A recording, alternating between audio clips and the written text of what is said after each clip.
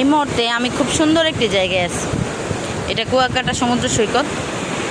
দেখুন চারপাশে কত ঢেউ। এখন জোয়ার টাইম, যদিও কারণ সকাল টাইমে জোয়ার আসে, আর এই টাইমে সমুদ্রে নামাটা খুব রিস্ক, তাই সমুদ্র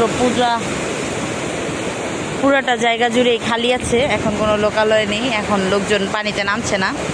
যদি এই জোয়ার টাইমটা একটু কমে, দেখা যাবে প্রায় 12টা 11টার দিকে একটু টাইমটা জোয়ারটা একটু কমবে, তখন মানুষ সমুদ্রে নামবে।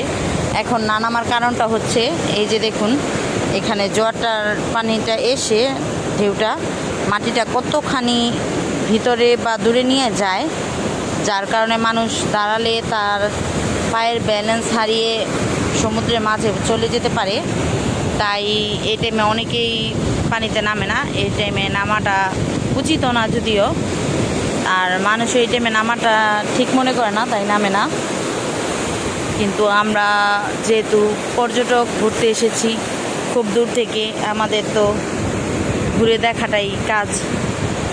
আর এরকম সুন্দর জোয়ার টাইম হয়তো আবার বেঁচে থাকলে কখনো আসলে চোখে পড়বে, কিন্তু এই মুহূর্তে সরাসরি দেখতে পারাটা খুবই আনন্দদায়ক।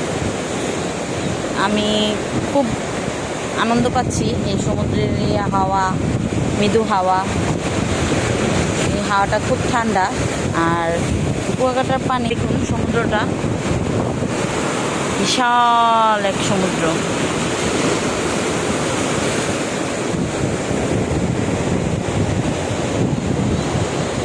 যে এই নামটা রেখেছে সাগরকন্যা কুয়াকাটা, সে খুব যত্ন করে এই নামটা লিখেছে।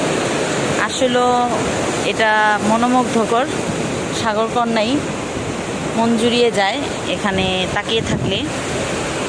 এই আবহাওয়াটা আমার খুব ভালো লাগছে, এই সমুদ্রের ঢেউগুলো আমার খুব ভালো লাগছে।